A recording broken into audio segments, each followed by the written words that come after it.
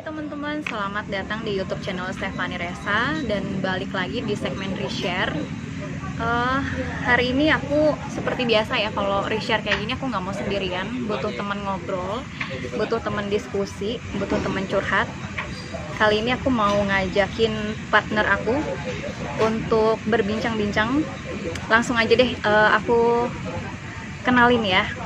Boleh suaranya mana, guys?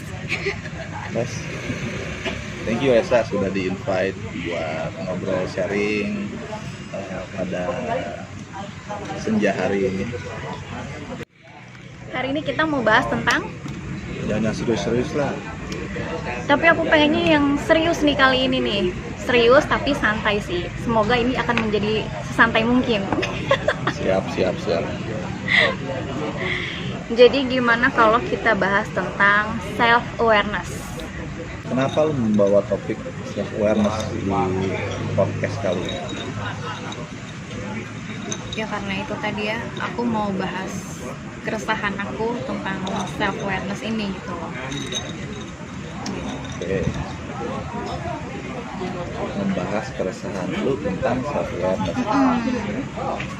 Oh, self-awareness itu tidak perlu diresahkan menurut gua, atau siapa diri lu tuh, atau bukan siapa diri lu, kesadaran tentang diri lu itu tidak harus diresahkan. Yang harus diresahkan adalah proses dalam mencari jati diri itu, mencari self awareness lu, mencari kesadaran tentang diri lu, itu kan perlu proses ya. Nah, proses itu yang menurutku harus dicemaskan, bukan siapa diri lu yang harus dicemaskan, tapi dalam prosesnya. Ngerti nggak? Misalkan lu yang sekarang ini gitu, lu sebagai wanita usia 20-an tahun, pegawai kantoran, itu lu nggak perlu mencemaskan itu gitu. Karena itu ya sudah ada dan sudah takdir lu, kira-kira seperti gitu. Udah jalannya maksudnya. Iya, sudah menjadi perempuan, apa yang harus dicemaskan menjadi seorang perempuan? Mungkin dulu yang aku cemaskan adalah dari segi karakter sih Pak. Dari segi karakter aku ya, mungkin masuk dalam artian masih berproses untuk mencari jati diri ya. Mungkin dulu pola pikirku belum seperti ini gitu. Jadi kayak apa sih yang salah gitu, apa sih yang salah sama diri aku, kok sampai aku seperti ini gitu loh, dihadapkan sama situasi seperti ini. Kecemasan ini kan muncul ketika ada ketidaksesuaian. Betul. Kan lalu harus cari tahu ketidaksesuaian antara diri lu dengan diri itu apa. Gue mau tarik jalan pintas aja sih sebetulnya. Kalau ketidaksesuaian itu bukan hal yang prinsip, ngapain lu ambil pusing gitu, ngapain lu cemaskan. Tapi ketika ketidaksesuaian itu adalah hal yang betul-betul prinsip, ya gue garis bawahi betul-betul prinsip, karena beberapa orang kadang lebay ya, menganggap ada hal-hal prinsip yang menurutku terlalu prinsip gitu. Padahal hal yang prinsip itu jumlahnya nggak banyak, itu menurut gue. Jadi kadang orang suka agak sedikit lebay menurut gue. Ya mudah-mudahan ini nggak masuk di yang kita bicarakan tentang Resa. Makanya aku tanya dulu nih, maksudnya prinsip itu apa? Biar lebih mengkerucutkan lagi nih. Gue tanya tahu prinsip hidup lu apa? Gitu. Apa yang lu cari dalam pekerjaan lu? Karena ini hubungannya dengan lingkungan kerja kan. Apa yang lu cari dalam pekerjaan? Yang pasti aku mencari di lingkunganku ini, aku pengen waktu itu ya, kenapa aku bisa mencari konsep self awareness ini, karena aku pengen punya lingkungan itu yang tenang, yang damai gitu, nggak usah ya gitulah. Tapi tahu nggak ya, setiap hari, mungkin setiap minggu, setiap bulan ya kan, yang pertama orang itu keluar masuk ya. Budaya dari rumah mereka, dari lingkungan mereka bawa ke kantor. Nah, Itu satu. Contoh yang lain adalah ketika lu melakukan rekrutmen untuk karyawan baru, memang lu bisa atur dari awal dia harus bersikap seperti apa supaya kultur budaya perusahaan yang lu pengen itu tenang, nyaman, aman, damai itu bisa terwujud. Enggak? Menurut gua ya ini agak belok sedikit, agak mention sedikit. Makanya gue bilang di awal itu berproses terus ya. Gua nggak tahu itu akan nyampe di titik yang mana gitu, kapan nyampe di titik itu tuh, karena itu akan selalu berproses. Yang mau gue bilang adalah mungkin ini klise dan lu juga mungkin pernah dengar, kalau yang lu cari ketenangan, kebahagiaan, kedamaian, itu akan susah lu temukan karena orang lain juga mencari itu. Lu sama-sama cari yang orang justru nggak memberikan itu. Nah justru anekdotnya adalah seharusnya ya idealnya lu lah yang menjadi ketenangan di sana, di tempat itu. Lu lah yang menjadi sumber kebahagiaan di tempat itu. Lu yang menjadi sumber apalagi tadi ketenangan di tempat itu. Itu dia yang aku lakukan sekarang. Buat selesai dong masalahnya. Kan semuanya masih berproses. Oh gitu. Iya dong. Kalau ini jangan lama-lama prosesnya. Jadi karena ini kan hanya urusan lu sudah menjadi atau belum. Nah untuk masalah lingkungan luarnya sudah menjadi atau belum itu bukan lagi urusan lu. Maksud gua gini, ketika kita berdua ada di tempat ini, kita sama-sama mencari ketenangan, akan gitu. Gue mencari ketenangan dari lu, gue mencari ketenangan dari lingkungan sekitar kita ini. Lu juga begitu, lu datang ke sini, lu mencari ketenangan dari gua, lu mencari ketenangan dari lingkungan sekitar. Yang ternyata nggak diberikan oleh gua, nggak diberikan oleh lu, nggak diberikan oleh lingkungan. Artinya yang kita cari nggak ada. Tapi ketika lu sudah datang ke sini dan lu menjadi ketenangan itu, dan gua mencari, ketemulah. Gitu. Tapi misalkan lu sudah menjadi ketenangan itu sendiri dan menurut gua bukan ketenangan yang ada di lu yang gua cari, itu kan bukan lagi masalah lu, itu masalah gua mencari ketenangan yang bukan ada di Resa. Nangkep ya? Iya. Gitu. Betul itu. Jadi ketika lu sudah menjadi kebahagiaan itu di tempat kerja lu, ketika lu sudah menjadi ketenangan itu di tempat kerja lu, ya harusnya masalah itu selesai gitu. Ketika orang lain belum tenang, belum bahagia, urusan pribadi mereka, biarlah mereka berproses seperti lu berproses sampai detik ini. Dari bro sendiri menghadapi orang-orang yang senewan itu gimana sih? Kan biasa kita punya mood itu kan nggak setiap hari bagus ya. Nah dari bro sendiri gimana sih cara menghadapi orang-orang yang moodnya tuh lagi nggak banget deh di hari itu? Misal ya bakal kena omel, bakal kena semprot, ya apa sih ada aja lah gitu loh. Itu gimana sih cara ngadepinnya? Yang pertama, yang kedua, yang ketiga gue nggak tahu yang mana duluan ya. Tapi salah satunya adalah gue akan mengasihani orang tersebut sebetulnya. Karena? Kesenewonannya dia itu. Iya. Kenapa, maksud aku gini, kenapa bisa bapak harus kasihan sama orang itu? Ya, kasihan lah, senewan itu bagus gak sih sebetulnya? Enggak. Ya udah, dia sedang dalam kondisi yang tidak bagus gitu ya. Ya gue kasihan, bahasa kasarnya. Ya gue bersimpati gitu. Ya gue mengasihani gitu. Iya. Paham aku. Iya. Gitu.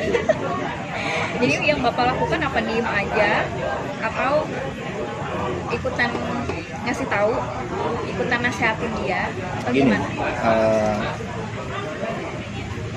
Orang itu secara psikologis ketika dia butuh sesuatu dia akan minta, tapi ketika dia merasa tidak butuh dia tidak akan minta. Itu yang pertama. Yang kedua, ketika lu menasihati orang atau memberi sesuatu ke seseorang yang dia tahu dia tidak butuh, ya dia merasa dia tidak butuh, oke, kayaknya lebih tepat kalimatnya, dia merasa dia tidak butuh, itu nggak akan diterima gitu. Jadi niat baik lu tuh bagus untuk memberi masukan ya atau ambience yang positif ke dia. Tapi ketika dia merasa, garis bawahi merasa tidak butuh, itu tidak akan terima gitu. Jadi pilihannya ada pada lu, ada pada diri kita. Kita mau diem atau memberikan ambience yang positif. Yang pasti ambience yang positif lah. Iya, ambience yang positif aja dulu. Menurut gua diem itu bisa jadi ambience yang positif karena lu tidak memperkeruh suasana kan. Iya, betul. Gitu. Iya. Itu yang aku lakukan sih. Kalau misalnya ada orang yang moodnya lagi nggak bagus gitu ya better aku diem deh gitu daripada aku juga ikutan emosi. Iya. Gitu. Nah itu juga harus ada ukuran-ukurannya ya, harus ada rasa-rasanya gitu. Maksud gue gini, ketika segala hal atau segala sesuatu dihadapi dengan diam itu memang kurang tepat juga, ya kan? Gitu. Jadi diam itu salah satu pilihan. Diam itu sebuah tindakan sebetulnya, tapi tidak semua hal itu harus didiamkan. Iya, direspon dengan tindakan diam. Maksud gue gitu. Ya sejelek-jeleknya kita gitu ya, ketika tidak bisa memberikan sesuatu yang bagus atau respon yang bagus, ya diam itu pilihan terbaik menurut gua gitu. Tapi apakah diam itu dapat menyelesaikan masalah? Ya tergantung konteksnya, apakah diam itu jalan terbaik, tergantung masalahnya. Oke. Kalau masalahnya yang itu hanya soal senewan gitu ya, lu mau berbuat apa, dia tuh lagi senewan aja, moodnya lagi buruk, lu ngapain? Bagus lu kalau mau traktir dia makan, itu mungkin solusi yang kita coba lah ya, gitu. Bukan kita sih, harusnya aku yang nyoba itu. Ajak dia makan aja gitu, moodnya bagus gitu. Lu traktir dia itu selesaikan hanya senewan gitu. Kecuali ada persoalan lain yang lebih besar, pasti ada tindakan yang lebih besar juga, tindakan yang lebih spesifik juga ya kan. Gitu. Kalau lu senewan terus lu anggap itu sesuatu yang serius dan harus lu tanggapi dengan hiperbolis, itu kayaknya lu jatuhnya jadi lebay juga menurut gua. Ini kayak gue cuma gatel gitu, gue cukup digaruk gitu, nggak harus ditampar gitu kan. Lu sudah mendapatkan jati diri lu belum? Atau kalau memang masih berproses, kira-kira sudah berapa persen? So far, selama aku mengevaluasi diri, masih berproses sih. Masih berproses. Kalau dihitung persenannya mungkin 70% dari yang masa lalunya. Dari yang masa lalu itu progresnya kelihatan. Bagus. 70% apa yang bagus? Oh ya? Apa yang besar? Berarti seharusnya tidak lama lagi lu akan paham tentang diri lu. Iya, semoga. Harus. Jangan semoga, harus dong. Karena lu akan sulit menghandle orang lain ketika lu nggak ngerti diri lu. Nah itu dia, dulu itu aku orang yang paling nggak bisa menghandle diriku sendiri. Jadi kalau orang marah kepancing, orang marah ikutan marah, orang kesel ikutan kesel. Capek dong aku dalam situasi kayak gitu. Istirahat dong. Nah itu dia, kita cuman bolehnya disuruh istirahat dan mencari solusi. Gimana sih caranya supaya kita aku dalam kondisi yang nggak kayak gini terus gitu kan. Itu tadi ya, balik lagi aku juga pengen itu hidup yang tenang, hidup yang damai. Kesannya tuh aku jadi orang yang suka nyari ribut. Jadi kayak gimana sih caranya supaya aku tuh tenang gitu. Itu awalnya itu kenapa mulai ada konsep self awareness ini di kehidupan aku gitu loh. Jadi terus evaluasi gimana sih cara ngadepin orang yang lagi emosian itu. Oke. Bentar. Ini ada poin yang menarik untuk gue tanya. Menurut lu tenang itu di mana? Menurut lu tenang itu di mana? Kalau menurut aku ya, tenang itu ya kita bisa hidup berdampingan, dan bisa mengerti satu sama lain tanpa harus mencari ribut gitu. Buat aku sih untuk sementara itu dulu ya. Itu CCM sekali, itu cita-cita mulia sekali. Jangan patah hati ya, karena itu akan sulit sekali tercipta, akan sulit sekali terrealisasi. Iya, aku tahu sih dalam hidup ini pasti akan ada roda yang berputar gitu. Nggak melulu kita akan dalam hidup tenang, dan nggak akan melulu aku hidupnya ngomel-ngomel mulu gitu loh. Ya gimana caranya supaya seimbang aja sih. Karena gini, kalau lu mencari ketenangan dengan orang lain gitu ya, di luar diri lu, Nggak bisa. nah itu tahu jawabannya. Iya, karena aku sekarang lagi mencoba untuk itu tadi yang bro bilang ketenangan jiwa ya. Gitu.